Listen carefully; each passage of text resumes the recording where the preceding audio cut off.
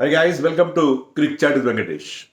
The final match of the T20 series is an extraordinary match with some extraordinary performances. Hardik Pandya ఈ సిరీస్లో first మ్యాచ్లో ఒక extraordinary innings ఆడాడు, breath taking నాక్, and last మ్యాచ్లో కూడా దాన్ని రిపీట్ చేశాడు. అండ్ క్వింటన్ డికాక్ కూడా ఆల్మోస్ట్ ఈ మ్యాచ్ ఇండియా నుంచి ఎగరేసుకుపోయే ఒక అద్భుతమైన ఇన్నింగ్స్ ఆడాడు. ఈ రెండు కాకుండా మనం ప్రత్యేకంగా చెప్పుకోవాల్సింది ఏంటంటే the performance of Varun Chakravarthy extraordinary match కాదు, ఎక్స్ట్రాడినరీ సిరీస్. ఎందుకంటే మొత్తం సిరీస్ అంతా కలిపి 10 వికెట్లు, 4 మ్యాచ్లే కదా, యాక్చువల్ 5 మ్యాచ్లు, కానీ ఒక మ్యాచ్ రద్దు అయిపోయింది. 4 మ్యాచ్ల్లో 10 వికెట్లు తీశాడు. లాస్ట్ మ్యాచ్లో హీ హాస్ టేకెన్ 4 వికెట్స్ తీసుకుని మరొకసారి ఇండియాకి ఒక wicket taking and match winning బౌలర్గా ఎమర్జ్ అయ్యాడు. So it was very very thrilling match. యాక్చువల్గా ఒక స్టేజ్లో ఏమనిపించింది అంటే ఇండియా చాలా పెద్ద స్కోర్ చేశారు, 230+ రన్స్ చేశారు, ఈజీగా గెలిచేస్తారేమో అనుకున్నాం మనం. కానీ క్వింటన్ డికాక్ చాలా చాలా అగ్రెసివ్ ఇన్నింగ్స్ ఆడాడు. Midway through the south African innings 10 ఓవర్లు అయ్యేసరికి స్కోరు 118 for 1 దగ్గర మీరు కనుక బెట్టింగ్ చేస్తుంటే, బెట్టింగ్ ఆయన ఎవరు ఎంకరేజ్ బెట్టింగ్ చేస్తే ఏ టీం మీద బెట్టింగ్ చేస్తారు మీరు? సౌత్ ఆఫ్రికా మీద చేస్తారు. ఎందుకంటే 9 వికెట్ చేతిలో ఉన్నాయి. అండ్ ఆల్మోస్ట్ మీరు హాఫ్వే త్రూ కరెక్ట్గా మీ చేతిలో వికెట్స్ ఉన్నాయి. De Kock and Brevis going great guns. ఆ స్టేజ్లో ఎవరైనా సరే సౌత్ ఆఫ్రికా గెలుస్తుందని అనుకుంటారు. కానీ డ్రమాటిక్ డెవలప్మెంట్స్ ఓవర్ నెంబర్ 11, 12, 13లో 4 వికెట్లు పడ్డాయి. దాంతో మ్యాచ్ ఇండియా చేతిలోకి వచ్చింది. సో చాలా interesting high scoring match. But చాలా హై స్కోరింగ్ మ్యాచ్లో ఇలాంటి థ్రిల్లర్ ఉండడం చాలా తక్కువ. It is high scoring thriller. అంటే చివరికి వచ్చేసరికి ఇండియా ఈజీగా గెలిచింది, 30 రన్స్ తేడాతో గెలిచింది. లాస్ట్ ఓవర్ అభిషేక్ శర్మ వేసేంత లగ్జరీ కూడా మనకి దొరికింది. But still it was a good match, very good match for many reasons. అనుకున్నట్టుగానే సంజు శాంసన్ ఓపెన్ చేశాడు అభిషేక్ శర్మ ప్లేస్లో, బికాస్ శుభన్ గిల్ లేడు కాబట్టి. అలాగే ఇండియా వాషింగ్టన్ సుందర్కి అవకాశం ఇచ్చారు, ఎందుకంటే బ్యాటింగ్ లెంత్ చేసుకోవాలి. హర్షిత్ రాణ్ పక్కన పెట్టారు, కుల్దీప్ యాదవ్ని పక్కన పెట్టారు, వాషింగ్టన్ సుందర్ని తీసుకొచ్చారు. అలాగే బుమ్రా కూడా వచ్చాడు టీంలోకి. సో బాగానే ఉంది. అండ్ అభిషేక్ శర్మ అండ్ సంజు శాంసన్ వీళ్ళ జోడీ చాలా వాళ్ళు ఆడిన కొద్ది మ్యాచ్ల్లో వాళ్ళిద్దరి కాంబినేషన్ అద్భుతంగా ఉంది. అగ్నికి వాయువు తోడవుదని అంటారే అట్లా. వాళ్ళది ఇంతకుముందు ఈ మ్యాచ్కి ముందు కూడా వాళ్ళ కంబైన్ దాంట్లో వాళ్ళ run rate per over 9 point change ఉంది. సో అదే రకంగా ఇక్కడ కూడా ఎక్స్ట్రాడినరీగా ఆడారు ఇద్దరు. ఒకరికొకరు పోటీ పడుతూ షార్ట్స్ కొడుతూ 4లు 6లు కొడుతూ పవర్ ప్లేని కంప్లీట్గా డామినేట్ చేశారు. It was a good pitch, batting pitch, చాలా బ్యాటింగ్ బాగా అనుకూలంగా ఉండే పిచ్. గ్రౌండ్ స్టేజ్ పెద్ద అయినా కూడా 6లు కొట్టారు, 4లు కొట్టారు ఇద్దరు. Sanju Samson look very good, very good. కొంచెం రిస్క్ తీసుకుంటాడు, కొన్ని కలిసి వస్తాయి. అభిషేక్ శర్మ అంతే కదా. సో వాళ్ళు ఏంటంటే ఆ పవర్ ప్లేలో రిస్క్ తీసుకుంటూ ఆడతారు. అభిషేక్ శర్మ ఏంటంటే ఛార్జింగ్ డౌన్ ద వికెట్ వచ్చి కొట్టే ప్రయత్నం. సంజు శాంసన్ మోస్ట్లీ కాస్త ఒక స్టెప్ వెనక్కి వేస్తారు, బ్యాక్ ఫుట్ మీద ఆడి కొడతారు. సో ఇద్దరు different style but same result. So వాళ్ళిద్దరు కలిసి 5.4 ఓవర్స్లో I think they added 63 runs. Last power play ఓవర్లో కార్బిన్ బాష్ ఒక బౌన్సర్ వేశాడు, దాన్ని లెగ్ సైడ్లో పుల్ చేసే ప్రయత్నంలో జస్ట్ అది గ్లవ్కి తగిలినట్టుగా ఉంది. వాళ్ళు కూడా హాఫ్ హార్టెడ్ అప్పీల్ చేశాడు బౌలర్ అయితే, ఏదో అప్పీల్ చేయాలి కదా చేశారు. అంపైర్ అవుట్ ఇచ్చాడు. అంపైర్ వీరేంద్ర శర్మ అతను చాలా కీన్గా చూసి ఈ set the is out.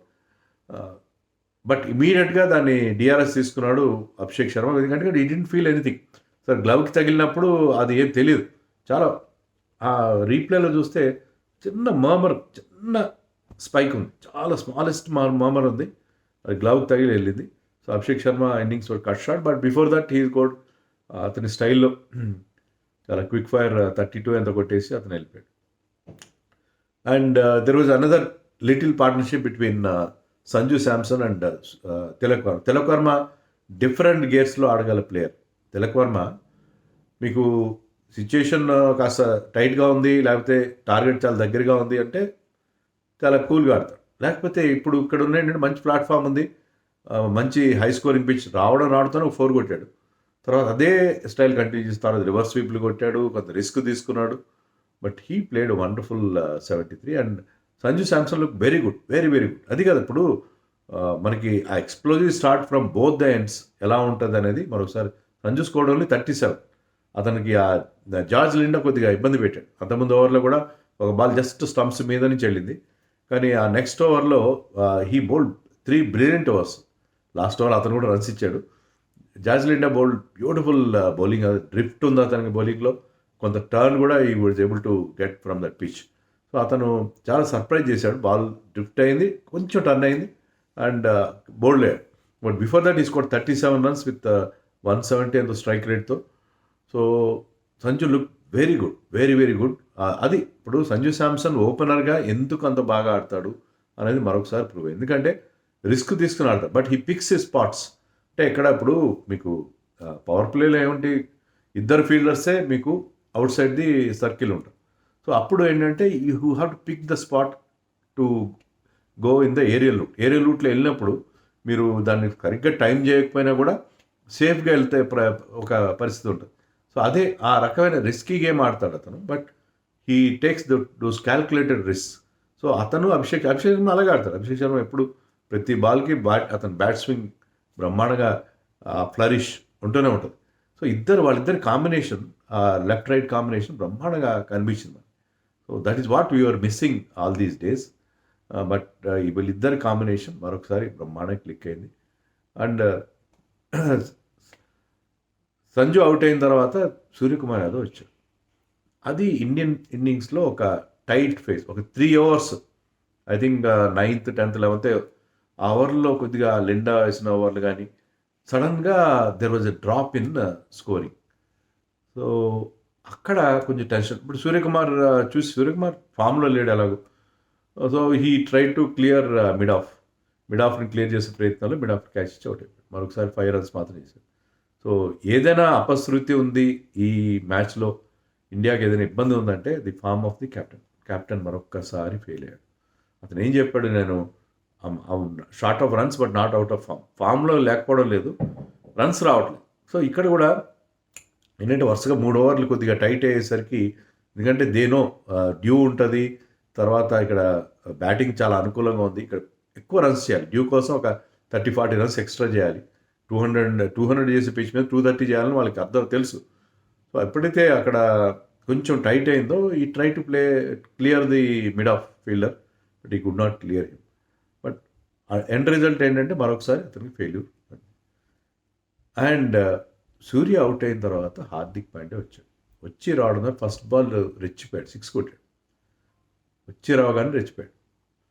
So Hardik Pandya beast మోడ్కి వెళ్ళిపోయాడు. 5 4లు 5 6లు కొట్టాడు. ఆ 6లు కూడా భయంకరమైన షాట్స్.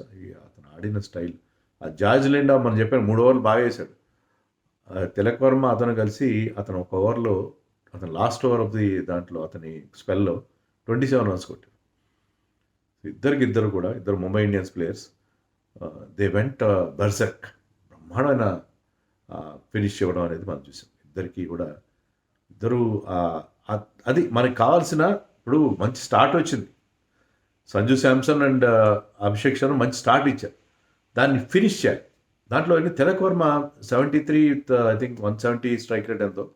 సో అతను డిఫరెంట్ గేర్స్లో ఎలా ఆడతాడు, అతను youngster, but he understands the situation, match situation ఎంత బాగా అసెస్ చేసి దానికి తగినట్టుగా ఒక డిఫరెంట్ గేమ్ ప్రొడ్యూస్ చేస్తాడు.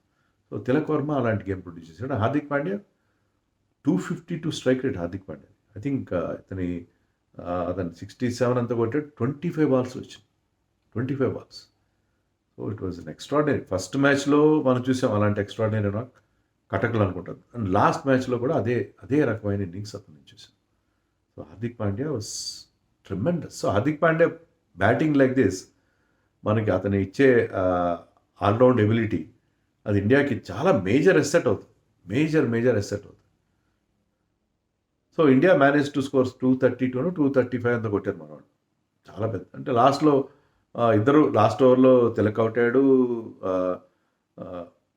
హార్దిక్ అవుట్ అయ్యాడు. బట్ శివం దుబే వచ్చి 3 బాల్స్‌లో ఒక 4 6 కొట్టాడు. దట్ కైండ్ ఆఫ్ అది మనకు కావాల్సింది ఏంటంటే, ఇప్పుడు శివం దుబే గానీ, లాస్ట్‌లో ఆడే players Jitesh Sharma whoever plays at 5, 6, 7లో ఆడేవాళ్ళు వచ్చి ఎలాంటి బాల్స్ వేస్ట్ చేయకుండా మీరు you will be facing only 6, 7 deliveries లేదా 10 డెలివరీస్ మ్యాక్స్.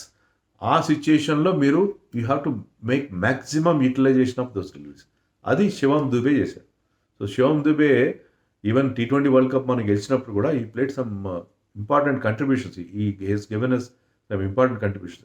అలాగే అతను అది కొట్టిన 4, 6 చాలా important context in the context of the match. So India ఒక పెద్ద స్కోర్ బోర్డు మీద పెట్టారు, బాగానే ఉంది. ఇండియా బౌలింగ్ స్టార్ట్ చేసినప్పుడు ఒక డిఫరెంట్ స్ట్రాటజీతో వెళ్ళారు. Harshdeep opened the bowling with Washington Sundar power ప్లేలో ఎప్పుడో వేసేవాడు, అతను చాలా రోజుల తర్వాత పవర్ ప్లేలో వేస్తున్నాడు. సో వాళ్ళిద్దరు కలిసి బౌలింగ్ స్టార్ట్ చేశారు. And Harshdeep went for lot of runs. De Kock ఫామ్లో ఉంటే అతను పట్టుకోవడం కష్టం. సో డికాక్ ఒక సెంచరీ కొట్టాడు వన్డే సిరీస్లో, ఒక 90 కొట్టాడు. ఇప్పుడు ఇక్కడ ఈ ప్లేడ్ బ్రహ్మాండ innings, super innings. So first 2 అవర్స్లో హర్షదీప్ వెంట్ ఫర్ 35 రన్స్. హర్షదీప్కి ఈ సిరీస్ 2 రకాలు గుర్తుంటుంది. ఈ ఫస్ట్ మ్యాచ్, థర్డ్ మ్యాచ్లో ఈ bowled exceptional well, but second and fifth మ్యాచ్లో ఈ went for too many runs. So ఇక్కడ అంటే అతను తప్పేం లేదు. De Kock was in that murderous mood. అలాంటి మూడ్లో ఉన్నప్పుడు బట్ మనం వాషింగ్టన్ కూడా ఎందుకు మెచ్చుకోవాలంటే 3 ఓవర్లు వేసాడు, 18 రన్స్ ఇచ్చాడు. పవర్ ప్లేలో 3 ఓవర్లు వేసి 18 రన్స్ ఇచ్చాడు. But Bumrah came in the bowled 5th over of the innings. 5th ఓవర్లో బుమ్రా టైటన్ చేశాడు. ఒక వైడ్ ద్వారా 5 వైడ్స్ పోయిన తప్పిస్తే ఆఫ్ ద బ్యాట్ బౌండరీ అని రాదు. బట్ డికాక్ ఎంత మంచి ఫామ్లో ఉన్నాడంటే, I think in the 9th and 10th over of the innings bowled by Varun Chakravarthy got rid of Reeza Hendricks. బాగానే ఉంది. రిజా హెండ్రిక్స్ని తన ఫస్ట్ ఓవర్లోనే అవుట్ చేశాడు, బాగానే ఉంది. కానీ వరుణ్ చక్రవర్తి వేసిన 9th ఓవర్ అనుకుంటా, 9th over bowled by Varun Chakravarthy and 10th over bowled by Hardik Pandya. వీళ్ళిద్దరు కలిసి ఆ 2 ఓవర్లో 42 రన్స్ ఇచ్చేశారు. బ్రవిస్ కూడా అతనికి మంచి సపోర్ట్ ఇచ్చి బ్రవిస్కి షాట్లు కొడుతున్నాడు, డికాక్ షాట్లు కొడుతున్నాడు. సో 10 ఓవర్స్ అప్పుడు నేను చెప్పినట్టుగా 118 for 1 ఆ స్టేజ్లో అప్పుడు బుమ్రా వచ్చాడు. సో బుమ్రా ఎంత ఇంపార్టెంట్ బౌలర్ అనేది అక్కడ. సో బుమ్రా వచ్చి 11th ఓవర్లో ఈ bowled yorker length slower ball. So de Kock ఆడుతున్న స్టైల్లో అతన్ని మీరు అవుట్ వీట్ చేయాలి, అతన్ని బురిడి కొట్టించాలంటే ఆ యార్కర్ వేయాలి, ఒక స్లో యార్కర్ వేశాడు.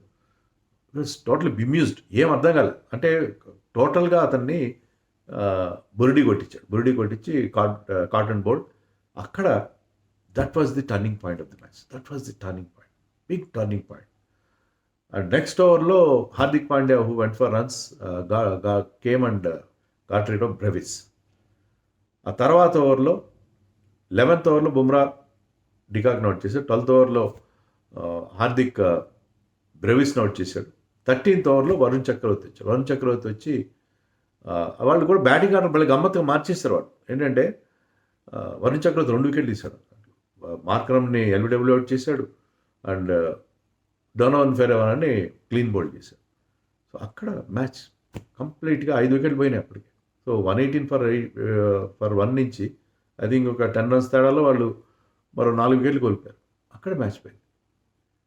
So that was the turning point. So overs number 11, 12, 13 దాంట్లో ఇండియా కేమ్ బ్యాక్ స్ట్రాంగ్లీ. తర్వాత ఇంకా వాళ్ళు కొన్ని రన్స్ కొట్టారు. ఈవెన్ వరుణ్ చక్రవర్తి ఆ లాస్ట్ ఓవర్లో 23 రన్స్ వెళ్ళినాయి.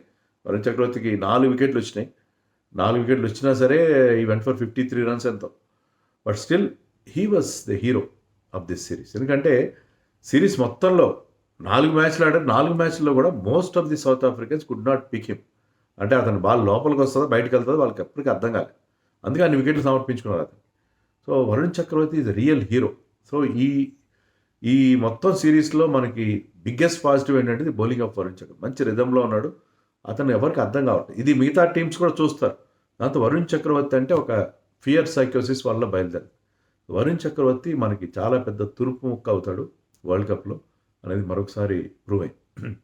సో వరుణ్ చక్రవర్తి తీసిన 4 వికెట్లు, బుమ్రా బౌల్డ్ బ్యూటిఫుల్లీ. అతను డిఫరెంట్ స్టైల్లో, అంటే 5th over 10th 11th over అట్లా వేసాడు, కానీ 4 ఓవర్లో 17 రన్స్ ఇచ్చాడు అండ్ ఈ picked up 2 wickets. So Bumrah comeback, అతను హోమ్ గ్రౌండ్ అది, బుమ్రా హోమ్ గ్రౌండ్ అది.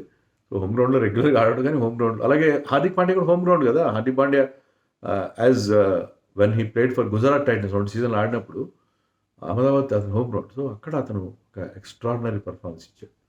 Hardik Pandya, Bumrah and Varun Chakravarthy, they are the heroes of this match.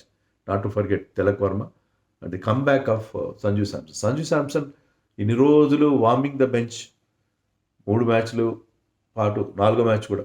So ఆఖరి మ్యాచ్లో అవకాశం వచ్చింది. రేపు మన వరల్డ్ కప్ స్క్వాడ్ సెలెక్ట్ చేస్తున్నారు. అతని మీద విపరీతమైన ప్రెషర్ ఉంది. వచ్చిన ఒకే ఒక అవకాశాన్ని ఒకే ఒక ఛాన్స్ అని ఒక సినిమాలో, ఖడ్గం సినిమాలో రవితేజ అంటాడు, ఒకే ఒక ఛాన్స్ ఇవ్వండి. నాకు ఒకే ఒక ఛాన్స్ దొరికింది.